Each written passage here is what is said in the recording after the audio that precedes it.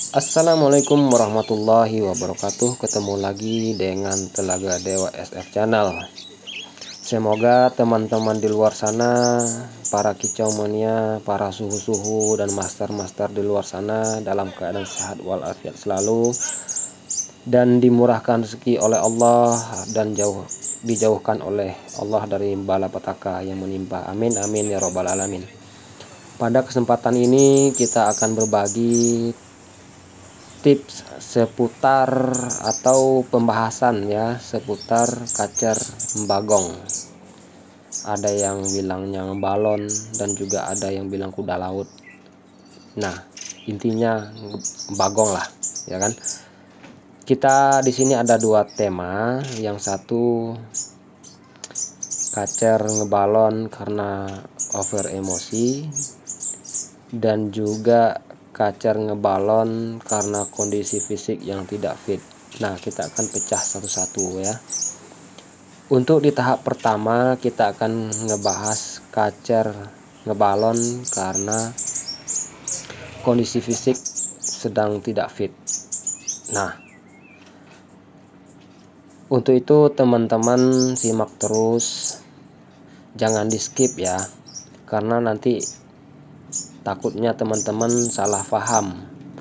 Nanti bilangnya wah Telaga Dewa SF ini ngaco nih. Jadi kan daripada fitnah kayak gitu, lebih baik kita lihat detailnya seperti apa. Untuk dukungan terhadap kami, cukup subscribe channel ini, like dan komen. Karena subscribe, like dan komen itu gratis kan, nggak bayar. Ya, yang bayar itu cuman kita beli paket aja gitu ya teman-teman ya. Baik, kita akan masuk ke tahap yang pertama, yaitu kacer ngebalon karena kondisi fisik yang tidak fit. Nah, pertanyaan secara mendasar, kenapa ya kok kacer ini suka ngebalon? Secara mendasar sekali, kacer yang ngebalon itu adalah sifat alaminya. Yang namanya kacer pasti punya sifat ngebalon. Nggak ngebalon nggak kacer namanya. Kenapa bisa ngebalon? Pertama, kacer yang sudah bisa ngebalon itu kalau dalam sangkar itu ciri-cirinya atau petanda kacer itu sudah nyaman dengan lingkungannya dan dia nggak takut dengan kehadiran manusia. Kalau kacer itu belum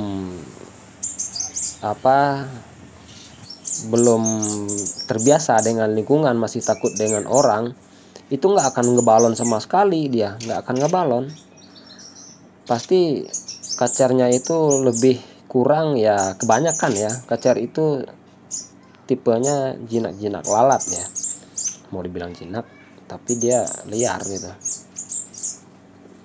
Dan kenapa dia bisa ngebalon? Karena kondisi fisik yang tidak fit. Secara emosi dia punya,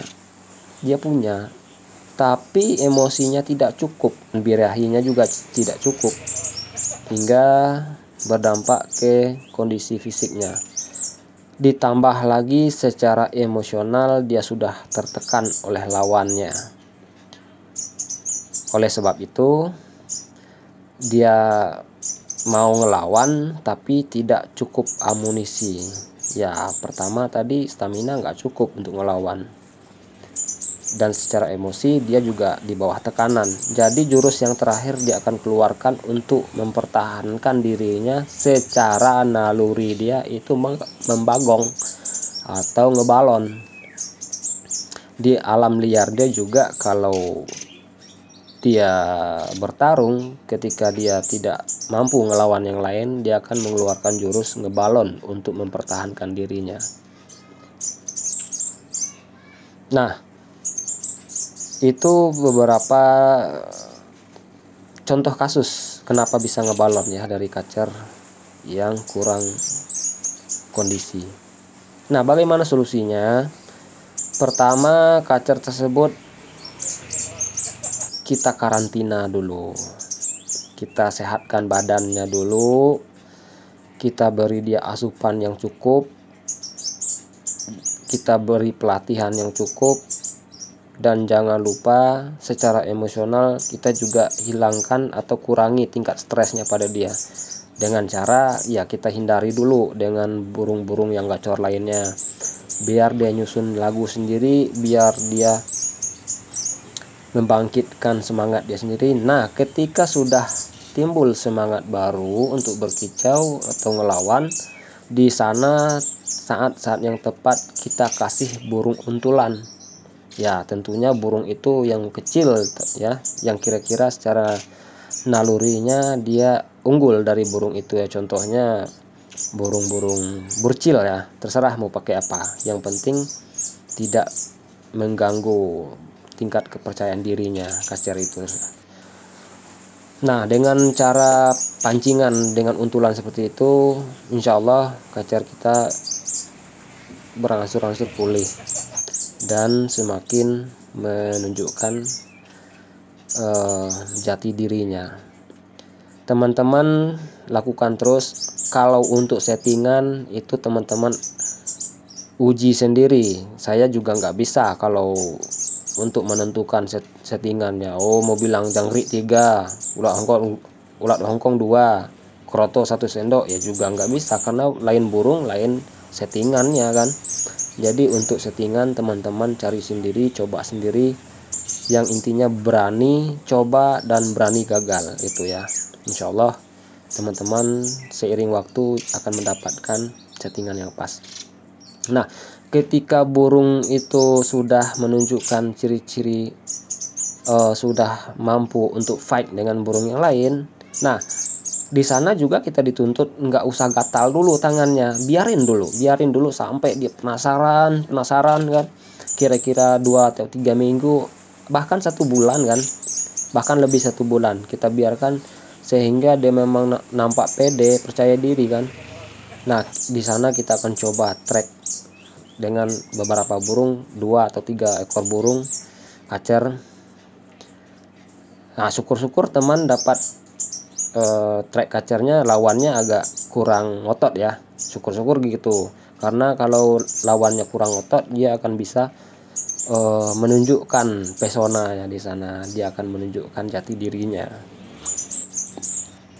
Untuk di tahap pertama. Untuk yang tahap kedua, track yang kedua sekitar 2 minggu ke depan kita coba lagi. Kalau syukur-syukur ketemu kacer yang tingkat kegacorannya hampir sama, di situ akan dia mengeluarkan perjuangannya dan begitu seterusnya hingga kita yakin untuk memasukkan burung tersebut ke arena lomba.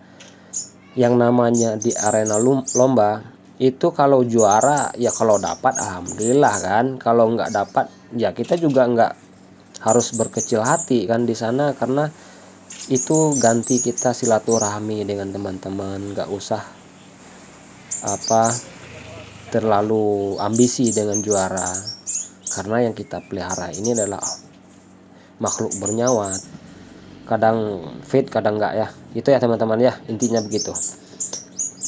Nah, kira-kira dari sepanjang tips yang kita ungkapkan tadi, ada pertanyaan, ada masukan, teman-teman boleh tulis di kolom komentar. Siapa tahu kita bisa berbagi hal-hal yang positif dan menuai hasil yang baik bersama-sama nantinya. Jika terdapat kekurangan, mohon dimaafkan, dan juga jika terdapat kekhilafan, mohon ampun kepada Allah Subhanahu wa taala. Kita tutup video ini dan kita akhiri video ini dengan ucapan billahi taufiq wal hidayah. Wassalamualaikum warahmatullahi wabarakatuh. Jangan lupa subscribe, like, dan komen ya teman-teman.